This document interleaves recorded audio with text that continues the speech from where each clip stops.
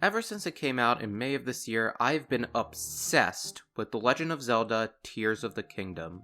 The open-world physics sandbox created by Nintendo has taken the world by storm, and for good reason. The level of immersion, creativity, and overall fun that can be had is second to none, and the scale of this game makes its predecessor, Breath of the Wild, look like a tech demo by comparison. But Jeffinator, I hear you ask. Since it's such a large game, I wonder how every action a player makes is kept in check. Well, I'm glad you asked, because there's a unique mechanic in this game that's designed for that exact purpose. When the glow of the blood-stained moon shines upon the land, the aimless spirits of slain monsters return to flesh. The world is threatened once again. The Blood Moon is an event that occurs every so often in the game. In-universe, it's conjured by the Demon King Ganondorf to revive every enemy slain by the player on their travels. Out of universe, though, it's an entirely different and fascinating story. The Blood Moon is a safeguard put in place by Nintendo to make sure the Switch's memory cache doesn't go over a certain threshold, which would otherwise result in a crash if left unchecked. So no, it does not occur every 7 in-game days, like some sources will have you believe, but it's determined by how much you, the player, physically interact with the world, which I think is really cool. But here's a question for you. What if you wanted to make this event occur at any time you want, regardless of time of day or how much time has passed since the last one? Well, in this video, I will show you how to do just that and manually trigger a Blood Moon in Tears of the Kingdom. Before we begin, I would just like to note that I haven't updated my game past version 1.1.2, because Tobio's Holochasm duping is the GOAT. And I am not giving that up. But given how the trick works, it should still be doable on current patch. For this to work, we'll need a few things. First is a flat body of water. It's important that the water is flat, as inclines will mess with the trick's effectiveness. The best spot I've found is a pond below this watchtower at Lookout Landing, the game's main hub area. If you've beaten the Rito Regional Phenomena quest, the NPC Hearth, will be there to mark it. Next is some type of shock immunity, which you can get from cooking a level 3 shock resistance meal, equipping the rubber armor, or the easiest way is getting the Thunder Helm from beating all the trials at the Yiga clan hideout.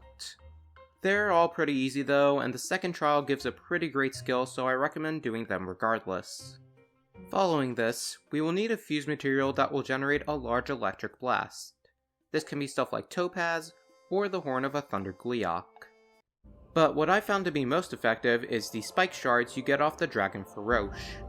He'll emerge from the East Gerudo Chasm and descend down the hills of Bomber Chasm at various points throughout your playtime, and the spikes will be lining the dragon's body.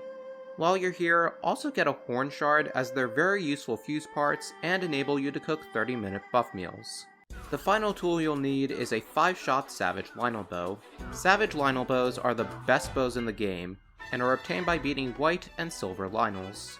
It's important to note though that the bow usually comes in a 3-shot burst, and the 5-shot burst is a gold tier modifier only obtainable if you're a high enough level. Yeah, Tears of the Kingdom has a hidden leveling system, but since I want to keep this video concise, I'll just link Austin John Play's video on the subject if you're curious. While this trick will still work with 3-shot bows, I've found that the 5-shot grants faster results. Another way you can obtain the 5-shot bow is through repairing 3-shot bows at Rock Octoroks in the Elden and Death Mountain regions, and praying to RNGesus that you get the right modifier.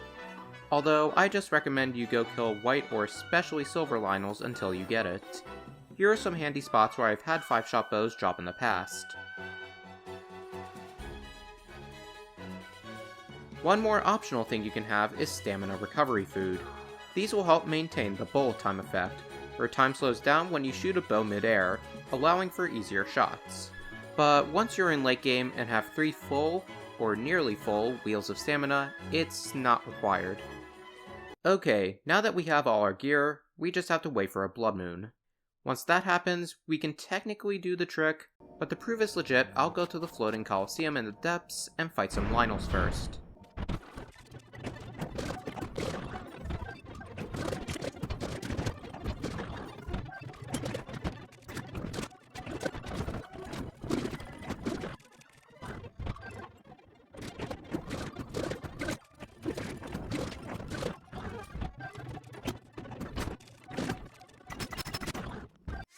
Okay, now that we've done that, we'll head back to Lookout Landing.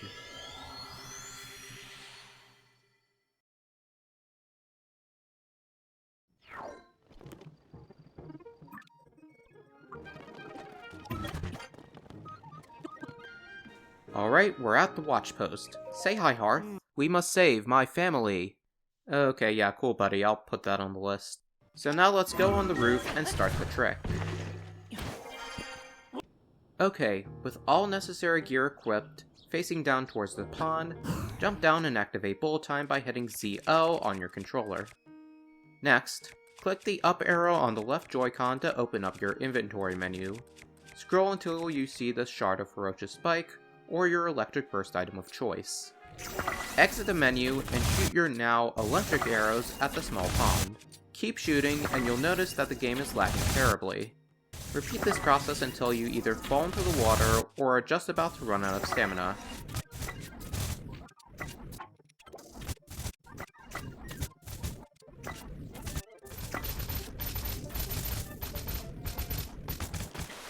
If you did everything right, then you'll notice the sky turn red and the Blood Moon cutscene trigger immediately with no build-up. To show it's alright, it's currently morning, where it's impossible for a Blood Moon to happen. And with that, congratulations! You manually triggered a Blood Moon in Tears of the Kingdom. What we did here was create an effect that was too complex for the game to handle. When it saw it was using too much memory to render the effect, it triggered a panic Blood Moon to reset the cache back to normal. By using this trick, you can save a lot of time that would otherwise be spent waiting for a normal Blood Moon to happen, such as immediately going back to the Floating Coliseum and refighting the Lynels, or heading to the Rock Octoroks to repair your weapons and hopefully get better modifiers. Well, that's it for today's video, and I hope that I was able to save you some time and teach you something useful. If you like what you saw here, consider liking and subscribing, as well as supporting Kiera, who provided the voice for Zelda in the Blood Moon cutscene. Until next time, this is Japanator, signing off.